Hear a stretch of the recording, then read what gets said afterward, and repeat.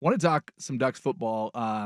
You've basically been an integral part of every level of football, minus the pros. Not to demean your career, I have but you have not. been a high school football player, a high school football coach. You have been a college football player. You have been a sideline reporter. You have covered the Ducks for this station and for the team for quite some time. It's a bottom-up sport in a lot of ways where what happens at the high school and prep level made an impact on college football, especially with Chip Kelly and the Lightning offense and everything that they did going, hey, these kids are coming out of high school. They don't know how to run a pro-style offense. We can get them into a system a lot quicker by simplifying things, speeding things up, use their athleticism, use all that. So there's a constant evolution of college offenses. And it's interesting when you look at the Oregon Ducks. They hired Dan Lanning as their head coach. He's the defensive coordinator of Georgia, who has this unstoppable defense, who has just won them a national championship. And you expect Oregon to become this defense-first team. In the first 3 years of Dan Lanning, top 10 offense, top 10 offense, top 10 offense. The defense that he inherited from Mario Cristobal was the 75th overall defense. Then the defense he has in his first year also ranks 75th. It improves to 37th, and then improves to a top 10 defense in year 3. So it's interesting to look at the way this team is built, and you could very easily assume that it is a offense first team. I don't necessarily think that's the case. I think because offenses evolve so much, it feels like it's a lot harder for defenses to catch up. You have to really stock the cupboard with talent. You really have to get everybody on the same page. You have to figure out a system. It takes more continuity. Am I close on that at all? Yeah, I mean, the trickle up from the high school levels and even lower all the way up to college football, and it's gotten into the NFL is very real. And the fact that like Oregon has this identity of being offensive innovators, right? And it goes back and it predates just Chip Kelly. But throwing the ball around in the 70s with Dan Fouts was, I mean, it has always been about offense. And they weren't very good then. But it has always been about offense at Oregon. And they hired a defensive head coach in Lanning, and everybody after 1 year was like, see, this is the worry of having a defensive coach because you have a great offense with Kenny Dillingham who gets through to Bo Nix, and it's like, well, he's gone. He's a head coach somewhere. Yep. He goes out and he hires Will Stein, and now you have continuity with Stein coming back again, which is huge for having him for a third year, and especially when you're developing your offense and your quarterbacks. But if you look at the way offenses are built, they operate under if-then. Yeah. If the defense does this, then we have this to counter. And that makes coaching on the defensive side of the ball and being a very good defense insanely difficult to do. Yeah. So then it comes to what you were talking about in building your team and recruiting on the defensive side of the ball. We look at Ohio State won the national championship this past year. And everybody talked about, Jeremiah Smith, Carnell Tate, Emeka Egbuka. They had two running backs with Henderson and Judkins.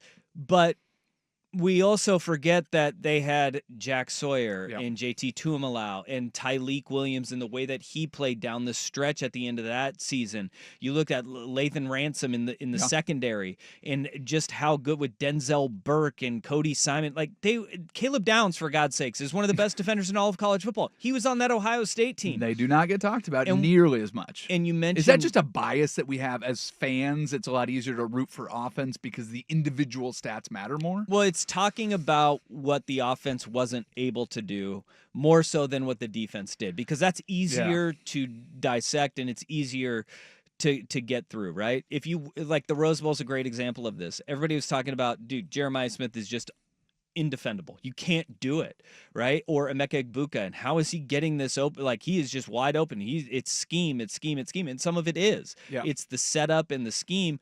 But it was also your back end of your defense was slow to rotate. And there was a lot of what Oregon didn't do in that game, just as much as it was Ohio State and what they were able to do.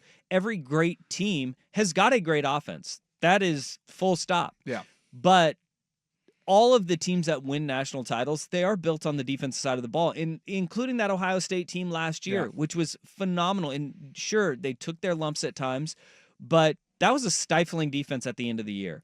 Georgia, Alabama, those Clemson teams, right? Even with Trevor Lawrence, those defenses were littered with first-round picks. Well, and it's wild, too, because if you look at Ohio State, year 7 of Ryan Day last year, finally to get a national championship, he inherited a national championship caliber talent pool.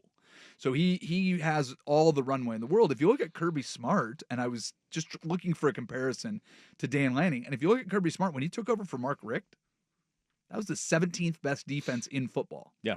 In college football, and it ballooned to 37th best the first year of Kirby Smart.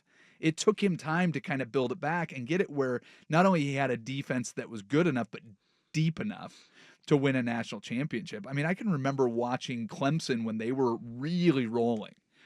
It felt like at the end of every game, whoever they were playing was absolutely exhausted. And here was Clemson running in their second wave of defensive linemen that were all going to the NFL.